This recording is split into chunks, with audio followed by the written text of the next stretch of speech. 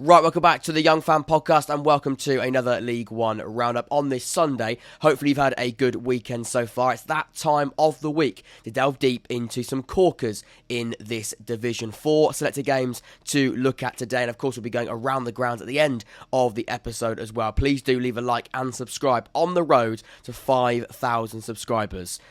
That is mind-blowing. If you could be part of the journey, please do subscribe, hit that red button and that notification bell next to it as well. That way you'll be notified when I go live or do a recorded episode just like this one. We're so close, but yet so far that can be made much, much easier by you joining the community and hitting that subscribe button. Please do leave a like as well, show support on these episodes, and of course, most importantly, beyond all of that, make sure you're getting involved in the conversation in the comment section down below, replying, responding, discussing, and you can continue that conversation even further by joining the Discord server with the link in the description. We've got an amazing community over there, and yeah, just get involved. It's amazing, amazing stuff. And League One, it just only does get better. When you don't think it can get better, it just goes and does get better. So first up, Oxford 2, Derby County 3, the XG for the game 1.29 to Derby's 0.5. Oh boy, has Liam Manning got his work cut out here. Look, it was better. It was better. And you look at the scoreline, you look at the graph and the XG, there are positives. And there certainly are positives to take away from the performance. But ultimately, results is what we need to start getting because it is winless in the last 10. It's 5 straight defeats. We are really, really struggling. And like I said, Liam Manning has got some real work to do. He was appointed, of course, on Saturday morning. You'll watch the video delving deep into the appointment of Liam Manning, discussing how I think he is going to save Oxford United and transform us in the long term. But this is all about the short term. This is all about the short term. And right now, like I said, the performances have been slightly better since the dismissal of Robinson last week against Lincoln City. It was slightly better, no goals, we did concede a penalty, but we were front-footed, we were creating more chances. In this game, thankfully, we did score 2 goals and we were creating chances, and that is a positive, because in previous weeks, we haven't been creating those chances. The XG is much better. At 1.29, you can start thinking we are looking stronger in the attacking areas. It's been something that we've been really, really poor at throughout the entire season. Robinson, of course, who was here before, we won't touch on him in every episode, and hopefully now we can start speaking about Liam Manning and the positives that he brought and he will bring to the football club. But Robinson did build a side on being front-footed and scoring loads of goals. We're not scoring as many goals this season. That has been a huge problem. But we're also shit as well. Again, 3 considered yesterday. And I think on the agenda, and the first thing on the agenda for Liam Manning has got to be defensively, we've got to be shored up. We've got to start shoring up defensively. We can't be sloppy in the way we concede goals, because conceding 3 goals to Derby County, I mean, you're making it as hard as you possibly can. I mean, how hard do you want to make the game conceding 3 goals to a top side in Derby County, who are like a in those playoff places, and a couple of weeks ago, before a bit of a dip in form, looked nailed on for the top 6, and definitely like they're going to be in for a push for the top 2. You can't be giving that calibre of side 3 goals in a game, especially when you're not scoring as many as you have been in previous years. But even when you have been, 3 goals is a lot of goals, and a draw in the end is what you're chasing, what you're fighting up. And what I will say is, we deserved more, in my opinion, than no points. We deserved to get something from this game. I thought the referee had a really bad game. I won't blame the referee, because blaming those refs, I mean, it's standard in League One, but also blaming referees, I find that quite distracting from what the real issue is. However, it is a blatant foul on Stuart Finley for the second goal. Sibley had a brilliant game, but his second goal, in my opinion, should have been ruled out. It's a foul. James Collins fouls Stuart Finley. He's still down on the floor, and Sibley goes and hits it in. We should have been better. We have to be better in defending our penalty area. I mean, inside and out of it, but especially out to the penalty area. We've got to be quicker to close them down. The first goal was a set-piece goal, if I remember, from Derby. It goes out to the left-hand side. A really good ball in. In fact, I can see who put the ball in. It was Hurahan. No surprise there, top player. And then Sibley tucks it away in sort of the near post. It's a really good move, and that, again, comes down to a high quality of player. But we did go 1-0 up, and you felt then maybe that could be the belief we need. But again, it comes down to who we're playing. We go 1-0 up against Morecambe or Cheltenham next week, which are going to be huge games. I don't like using the word must-wins and that type of terminology, but I think it could be very different. Going 1-0 up against Derby County, although that is a really big boost, it's still Derby County, and you can see by looking at the side they're putting out, it's a really, really good side with a lot of fantastic players. And I think when they came forward, we looked very frail defensively. Mendes Lane probably wasn't his best game, but when he comes forward, you're getting a little bit scared. Louis Sibley, I thought, had a fantastic game. Conor Hurran probably wasn't his best. It wasn't an amazing Derby performance, but I thought Will Smith, their goalkeeper, made some really good saves as well.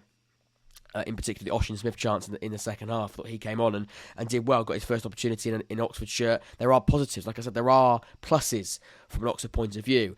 But ultimately, where we are right now, it's all about points, and we're not getting them. We're losing games every single week, and again, it's disappointing, it's difficult to take. I thought there were, like I said, that there were things we can work with here, and Liam Manning has got aspects and elements to work with in the side. The Gatling O'Donker pressed well in the Liam Manning system. I think that's going to work quite well. I thought Anderson, Brown, they were lively at times, a bit in and out, a little bit in and out, but I think the pace of those players, quite direct, the way they were taking players on, they were helpful in that sense. Brannigan, Bate and Henry, I thought the midfield got lost a little bit. Craig Short actually said something really well after the game. He said, I think midfield battle, technically, some really good players, but we are losing that grit in the midfield at times and getting overrun in the centre of the field.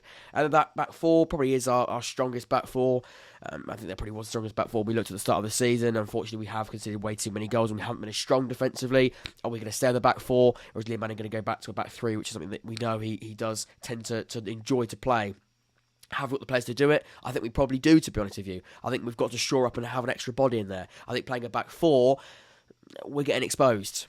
And if we want to play a high line with that back four, I'm absolutely petrified. We cannot play a high line, something that Manning wants to do with Stuart Finley and Elliot Moore. They're good defenders, I believe it. I think they are good defenders, and they can be good defenders. And they are capable, but they're not quick. And Finley, he might be quicker than Moore, but his ball playing, again, is a real concern for me. And I think that's going to again be, we're going to get caught out. And yeah, it's a 10-game season. You can say I'm a little bit deflated. I'm a bit frustrated. I'm a bit drained of saying the same thing over and over again. It's a 10-game season, but it is now. Manning's got a very big week. We've then got Morecambe, we've then got Cheltenham, and then we've got to go for it. There are positives, but we're losing every single week. And it's so hard to sort of take that positive out when you are losing every week. The form table is disgusting. 36 points. We're 3 points away from the bottom. 4, thankfully, teams are now starting to play their games in hand, other than Accrington. So let's hope Accrington can sort of mess up those games in hand. I don't think they will, though. Not all of them, not both of them, by looking at their form. They have picked up results recently. It's going to be tough. It's going to be a massive ask. And like I said right at the start, Liam Manning has got his work cut out. It's going to be a very hard-working week, I imagine. And then we've got to come back fighting against Morecambe on Saturday, and then Cheltenham at home the following Saturday. It's going to be tough.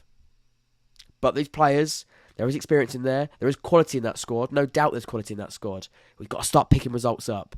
And performances are going to be good. But that's for the first sort of 10, 15 games of the season. Right now, it's the business end. Right now, it's about winning games. About getting yourself out of a difficult mess these players put themselves in, plus other factors. An ex-manager didn't help. But let's start. It's a fresh start. Next week, we've got 10 games. It's a 10-game season to fight and give everything and pick up some points early on in that run. It finishes Oxford United 2, Derby County 3. Let's move on to the next game.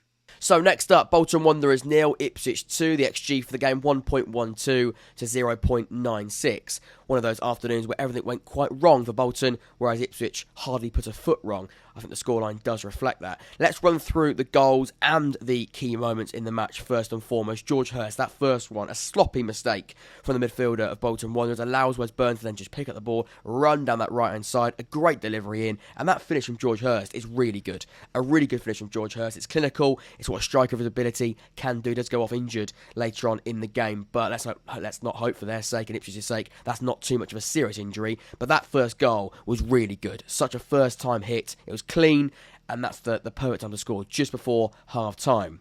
And then, the second half, a really big chance for Bolton to get back in the game. And at 1-1, in this type of match, with this much build-up, you've got to take those chances. You've got to be clinical, because Ipswich, they were clinical. They could have been more clinical, but they didn't need to be. They won the game 2-0. They had other chances, though. But Bolton, to miss a penalty, Dylan Charles, in the 51st minute, it's a killer. It is a killer. It's a good save from Walton. We'll come on to his involvement later on in the match as well, because he had some really, really key moments and some brilliant saves that ultimately could have won this game and definitely stopped some important goals. This one in particular, a really good penalty save. And again, the whole rhythm and the confidence and mentality of that Bolton squad, you feel might have lost a little bit from him missing that penalty. You felt at 1-1, it's really game on. 1-0 down, chasing the game, now a missed penalty. It's looking really difficult, and it's a really it's a tough, quite steep hill. It's a really, really steep hill, and you've got to climb it, and they weren't able to, because at 2-0, Berger scores a set piece, and again, it's avoidable. No one's really marking it. It was a towering header to make it 2-0, but again, that lack of awareness to watch that ball come in, and then that I mean, Burgess, he's a big lad, isn't he? But he comes in and he just basically nods it in. It's towering, it's strong, but somebody's got to mark him. Somebody's going to mark him. Wolfenden, Burgess are the two very strong, tall defenders. They're always going to be a nuisance from set pieces. You've got to be switched on. They weren't switched on. And at 2-0, I mean, it does look like it's going to be too much of an ask. That left-hand side got battered. I'll be honest. Jones and Mbete, or Mbete, however you want to pronounce it, Luke Mbete, I do apologise for the pronunciation of that name, but both those two players, they had a tough afternoon. They really did have a tough afternoon. I thought Connor Bradley had a couple of moments, but no one really stood out. No one really stood out. I thought even the attackers, they didn't even really get into the game, but I do highlight the left-hand side. They were really struggling. Let's touch on Walton then. He probably would be my man of the match. To make a penalty save is just alone important, but some of the other saves he made were really good. One in the first half from Connor Bradley, and then another one in the second half as well he made, which did look like it was going to be a certain goal, and Christian Walton had a really, really good afternoon. And a game like this, when you win 2-0, maybe the goalkeeper doesn't get as much praise, but he should do, because this could have been 2-2, and maybe even a completely different point outcome in the end. Bolton could have gone on and won it if they'd been better from the penalty spot, and Walton hadn't have saved it. But he had a really good afternoon. I think he showed the quality between the sticks that he has in the entire structure of Ipswich with that back four. And Walton, we know they flipped in a back three and a back four. They've proven with Harry Clark, Lee Davis as those fullbacks with the two defenders we spoke about in the middle, and then Walton behind them. That's a strong structure, and that backbone works so well. Look at Bolton. There's a bit of a problem there. The gelling wasn't there. We talk about gel and structure of Ipswich. The gel wasn't quite there for Bolton. Nothing really worked out. The passing was off. It sort of felt as if it was the first time playing with each other, or even worse, you just knackered. And you can't be tired and knackered at this point in the season, because this is the business end of the season. Like I said at the start, this is where you've got to start running through brick walls. You've got to start giving it absolutely everything when your body can't deal with it, and to pick up points. And this type of game is going to feel like a real blow. Is the reality check for Bolton? Maybe. I mean, look at their top six status. They're still in the playoff places. They have got teams below them chasing them. Wycombe have got 2 games in hand, but Wycombe are sort of struggling at the moment. They're winning games, losing games, a little bit inconsistent. If they get a run, we know what Wycombe can do. They get a little bit of a run going with those games in hand, well, they'll be level. They'll be level with those games in hand, and Bolton have got to be fully switched onto it. As for Ipswich, a really, really good run. They had a bit of a dip off sort of around January time, around Christmas and New Year, but now things are starting to click. And if things are going to start to click now, it's the perfect time. 5 wins on the bounce. I think it actually stretches longer than that. It could be more. It's at least 5, as you can see by looking at the form table there. 72 points. They're chasing. They are chasing Plymouth, and if they keep losing games or lose one like they did yesterday, which we'll come on to in just a few moments' time, then Ipswich, they've got all the chance to go and chase that top 2 down. And when it looked like as though it was going to be sort of a little bit of concern around where they were going to finish in those top 6 places, and if it was going to be sort of just another rely on the playoffs card type of campaign, they're now making it really fascinating. They're making it very, very interesting. Fair play to them. Fair play to them. But yeah, Ipswich hardly put a foot wrong. Bolton, they need to be better than that, because they got bullied at times in that game. It's not a good time to look bullied and look beaten at this point in the season. It finishes Bolton 0, Ipswich 2. Next up, Barnsley 3-0. The XG for the game 0.87 to Plymouth's 0.36. Barnsley are on fire right now. Michael Duff's boys cannot be stopped. They're on flames in Sky Bet League One. As for Plymouth, surely you can't mess this up. Surely from the position that you were in, you can't mess it up again. It comes down to mentality. We're going to touch on Barnsley because they deserve so much credit. They were exceptional. But Plymouth, you can't do it. You really, really can't do it. And it does come down to mentality. And I'm going to be careful what I'm saying. I'm not going to be too harsh. I'm not going to sort of go into this Plymouth side because they have been very good. And I think Plymouth fans will agree that they have been so good, especially at home. And just generally the results have been very, very good. Exceptional at times. Look at where they are in the league table. Are they expected to be where they are? Maybe not. The recruitment has been spot on. They're playing some great stuff. Stephen Schumacher has built some side there. But it does come down to mentality. And they're getting a little bit twitchy. And being twitchy at this point in the season, similar to Bolton in the last segment, it's not a good time to start hitting a bad run of form. This is the business end. This comes down to a level of mentality. And you've got to be switched on. You've got to be switched on. Someone said in my Discord server, definitely go and join that server. Argyle realised they were meant to come and perform and be good. And that sounds like a really, really weird thing to say. And I had to sort of read it again. Argyle realised they're meant to be good and perform. And when you actually think about it, you go,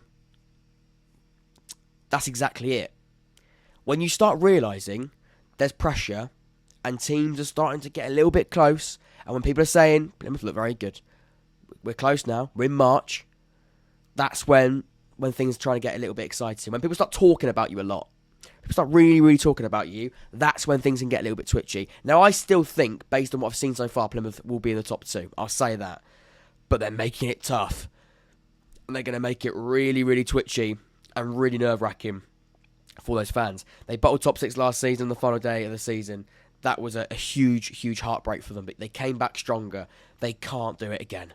Surely they cannot do it again. The first half was quite open. I think 50-50 comes to mind. Really could have gone either way. And then a disallowed goal from Barnsley. That probably was the only really big moment in that first half. And then the second half, Ryan Hardy missed an absolute, I'm going to say sitter. It's a one-on-one. You should expect him to score that.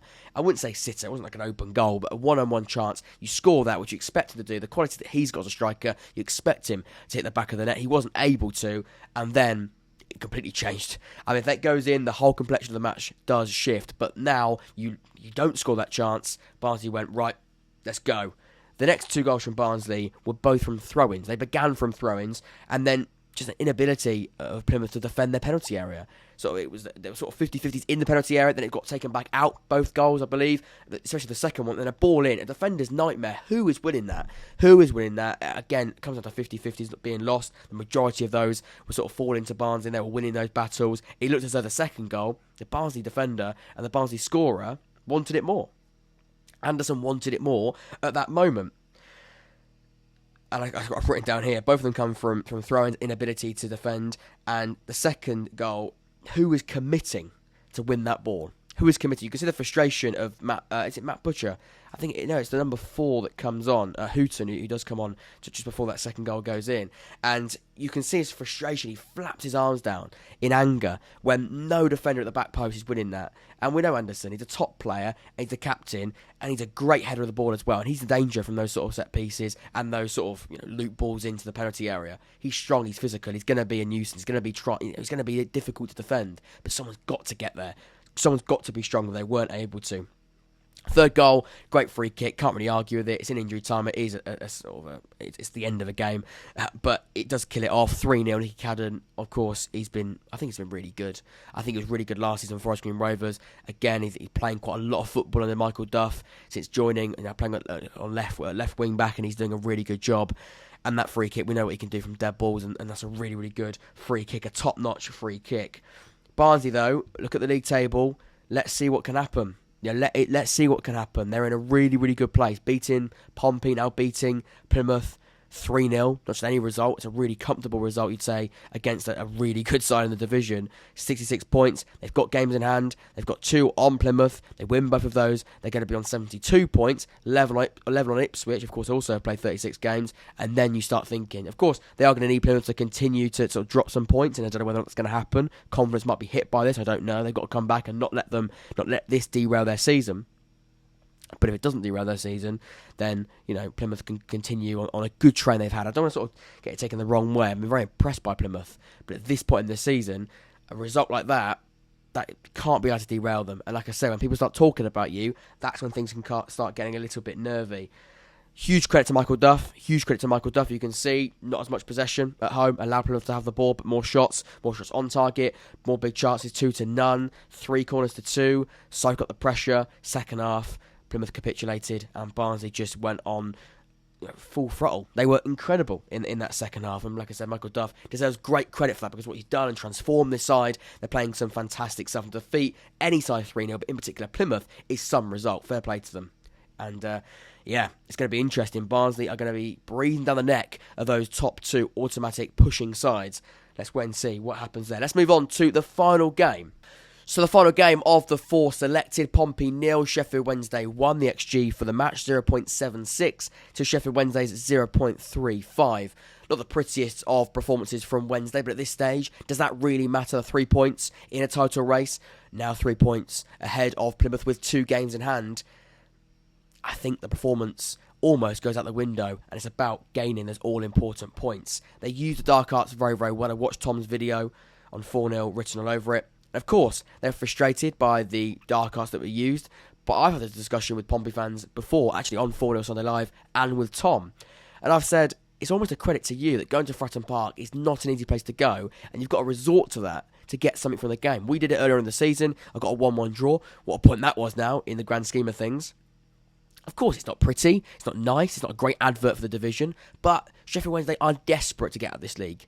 And if it means they've got to be a little bit nasty in certain matches at different away games, like this one, which is, of course, not a nice place to go. It's a classic thing to say in football, but it is true. Regardless of where they are on the league table, Pompey will be a nuisance. They are improving under John Massinio. They've got to do that Wednesday. If they win the game 1-0, they just go home. And that's what they did. They went there with a game plan. They went there with a job. They executed it very, very well. And they got the result. And then they drove home. And that is ultimately what Darren Moore is building. It's a mentality thing once again. It's about using that element of, I'm not going to say it, but something housery.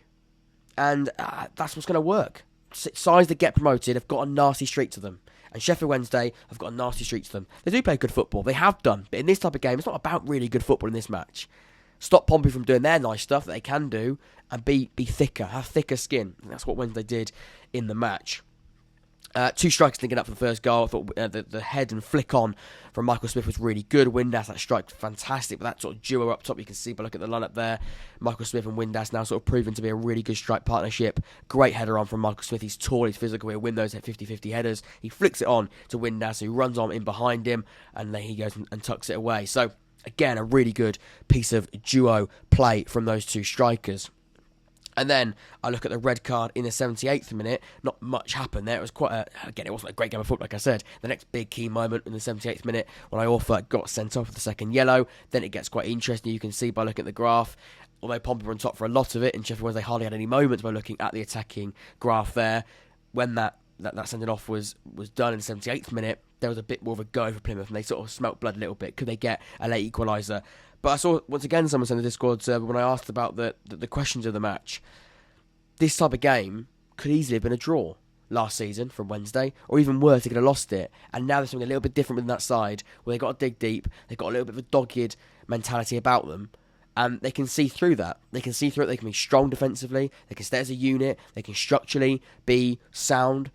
And last season, they could easily have dropped those points, and Pompey could have seen a red card, go for them, if you like, or go against Wednesday, is probably a better way of putting it, and then push on. But they didn't allow them to do that Wednesday. And that's the difference between a good side, playing some good stuff at times, and a top side, fighting for a title.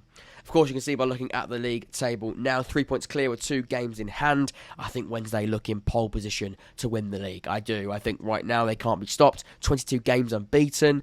I mean, that's what they do. Again, only 2 shots. They win the game 1-0. Only 6 shots in total. Win the game 1-0, sorry. 37% possession, still win the game. You know, they are second best of those statistics, but it proves it's about just doing what you've got to do and getting the job done, and then getting a head out of there. And Pompey can struggle at doing that. Wednesday, absolutely not. They were so good at the end of doing it. And like I said, it's frustrating, but I think that's sort of the way you've got to sometimes play. It's not nice, but it's what's going to get you results. And ultimately, in this case, inevitably, probably win Wednesday the title. So then let's go around the grounds. You can see we touched on all of those actually. Forest Green Rovers 1, Bristol Rovers 3. A good result for Rovers. Forest Green Rovers, they look down and out, don't they? Really struggling. I don't see a way they get themselves out of that bottom 4. I think they probably will be finishing bottom of the table and certainly relegated. I'm pretty confident in saying that. It's disappointing to be saying that in March about a club, but that is just the way it is. This game easily could have been put in as the 4. Easily could have been put in as a selected game. I apologise for not doing it, but I will give it, certainly, I will give it airtime. Peterborough, home defeat to Cheltenham. Didn't see it coming whatsoever. Really didn't see it coming. And Cheltenham, that's not a good result for those sides like us in that relegation battle, but some goal from Alfie May. Absolute thunderbolt. Great strike from him. All-round performance from Cheltenham was fantastic. Again, not really across the match were they in control, but when you take those chances and be clinical at the key moments, you can see when the goals came on those spikes. That's all that matters. Peterborough, though, I mean, what is happening there? They've lost some big games at home with some big scorelines. I think they're probably their playoff race is probably over, and this is probably a season to forget for Cheltenham. Some result. This could be huge in their ongoing relegation fight. Exeter 2, Lincoln City 1. I actually did watch this game with. They've got an Exeter fan who I watched the game with, along with the Oxford match. I thought Exeter in the end were good. I thought Lincoln, the first goal, the equaliser, the Exeter first goal and the equaliser to make it 1-1. a shocker. An absolute shocker from the defender, lack of communication. He passes it back to a goalkeeper that wasn't even there, and Sam Nombe scores the goal. A really, really good 2 goals from Sam Nombe. Missed a couple of chances, but I thought the second goal from Sam Nombe was a really good clinical strike for Lincoln. Disappointing. Again, I said to someone who was watching it with, when you equalise against Lincoln, you can believe, because killing games off for Lincoln, they're just so unable to do it. They really are unable to do it. And away from home as well, it makes it even harder if you don't have that ability to kill that off. Burton 2, Wycombe 1. Disappointing result for Wycombe, really disappointing. New manager Bloomfield is struggling a little bit in the early stages of his tenure for Burton. Another really good result for those relegation fighting sides, proving that anyone can beat anyone in this league. Wycombe still adjusting to a managerial change. And then finally, moving on to the next batch, and we've got 4 more to run through. Charlton 1, Accrington 1, new contract for Dean Holden. He's going to be there till 2026, but this is not a great way of starting your new contract extension. To be honest with you, Accrington dominated Charlton through the game. Accrington could have won it and probably should have won the match at the Valley. Disappointing for Charlton. Accrington felt a little bit hard done by. I'm not too worried though, because they are sniffing down the neck, if you know, you know, breathing down the neck of Oxford. MK Dons 1, Cambridge United 0, bit of a relegation 6-pointer. Cambridge losing. Such a big game like this. Cambridge, it could be probably not over. Yeah, it looks quite hard now. Losing this type of game, it looks as though they probably will be going down. It's quite a tough result to take. MK Dons, a really, really good result. Pompey, don't know where they came from. MK Dons, a fantastic result. Fleetwood 1, Port Vale 1. Port Vale probably the better side throughout the entire match. You can see when looking at the graph, they finally did get the goal they deserved in the second half, and then Fleetwood score with their first real go in the second half of the last 10 minutes to make it 1-1. And then finally, Shrewsbury win the game 3-1, defeating Morecambe. Shrewsbury 3, Morecambe 1. You can see across the game, Shrewsbury probably the better side, deserved to win it. In fact, they were the better side and did deserve to win it. Morecambe, disappointing result for Shrewsbury, picking up form again after a little bit of a blip, but now you can see their run is hopefully going to start again, because before this sort of inconsistent last 5 games, they're winning games like no other. This is the current league table. Wednesday, top of it, the bottom 4, Forest Green Rovers, Cambridge MK Dons and Morecambe. Top 6 consists of Bolton Wanderers, Derby, and it's refreshed Barnsley, Ipswich and Plymouth in second. Ladies and gentlemen, thank you so much for watching this roundup. Lots of games, lots of talking points, and let me know in the comment section down below, how do you reflect on this weekend? I've been Jack, this has been the Unfan Podcast. Please do subscribe and leave a like, and I'll see you all very, very soon. See you in a bit.